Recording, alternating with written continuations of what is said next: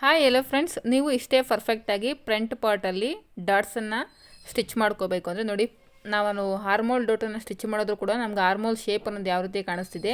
ಈ ರೀತಿ ಬೋಟಿಕ್ ಸ್ಟೈಲಲ್ಲಿ ನೀವು ಡಾಟ್ಸನ್ನು ಸ್ಟಿಚ್ ಮಾಡ್ಕೋಬೇಕು ಅಂದರೆ ಇದ್ರ ಬಗ್ಗೆ ಕಂಪ್ಲೀಟಾಗಿ ಯಾವ ರೀತಿ ಮಾರ್ಕಿಂಗ್ ಮಾಡ್ಕೋಬೇಕು, ಹಾಗೆ ಯಾವ ರೀತಿ ಸ್ಟಿಚಿಂಗ್ ಮಾಡಬೇಕು ಅನ್ನೋದ್ರ ಬಗ್ಗೆ ನಾನು ಕಂಪ್ಲೀಟಾಗಿ ನನ್ನ ಯೂಟ್ಯೂಬ್ ಚಾನಲಲ್ಲಿ ವೀಡಿಯೋನ ಮಾಡಿ ಹಾಕಿದ್ದೀನಿ.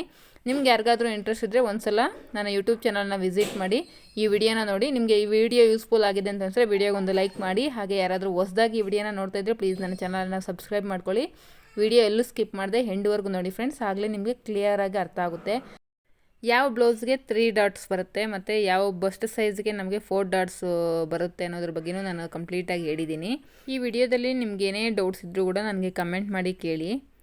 ನಿಮಗೆ ಎಲ್ಲಾದರೂ ಏನಾದರೂ ಅರ್ಥ ಆಗಲಿಲ್ಲ ಅಂದರು. ಬ್ಲೌಸ್ಗೆ ಶೋಲ್ಡರ್ ಡ್ರಾಪ್ ಆಗಬಾರ್ದು ಅಂದರೆ, ಅಥವಾ ಬ್ಲೌಸ್ ಫ್ರಂಟ್ ಪಾರ್ಟಲ್ಲಿ ನಮಗೆ ಫಿಟ್ಟಿಂಗ್ ಚೆನ್ನಾಗಿ ಬರಬೇಕಂದ್ರೆ ಕಪ್ ಶೇಪ್ ಅನ್ನೋದು ತುಂಬಾ ಇಂಪಾರ್ಟೆಂಟು. ನಾವು ಕಪ್ ಶೇಪ್ ಅನ್ನೋದು ಯಾವ ರೀತಿ ಫಿಟ್ಟಿಂಗ್ ಕೊಡ್ತೀವಿ ಅನ್ನೋದ್ರ ಮೇಲೆ ನಮಗೆ ಶೋಲ್ಡರ್ ಡ್ರಾಪ್ ಅನ್ನೋದು ಆಗದೇ ಇರುತ್ತೆ.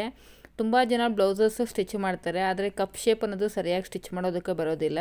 ಅಂಥವ್ರಿಗೆ ಹೆಲ್ಪ್ ಆಗುತ್ತೆ ಅಂತ ನಾನು ಈ ಡಾಟ್ಸ್ ಬಗ್ಗೆ ಕಂಪ್ಲೀಟಾಗಿ ವಿಡಿಯೋನ ಮಾಡಿ ನಾನು ಯೂಟ್ಯೂಬ್ ಚಾನಲಲ್ಲಿ ಪೋಸ್ಟ್ ಮಾಡಿದ್ದೀನಿ. ನಿಮ್ಗೇನಾದರೂ ಪರ್ಫೆಕ್ಟಾಗಿ ಡಾಟ್ಸ್ನ ಸ್ಟಿಚ್ ಮಾಡ್ಕೊಳ್ಳೋದು ಬರ್ತಿಲ್ಲ ಅಂದರೆ ಒಂದ್ಸಲ ನೀವು ನನ್ನ ಚಾನಲನ್ನು ವಿಸಿಟ್ ಆಗಿ ಈ ವಿಡಿಯೋನ ನೋಡ್ಬೋದು.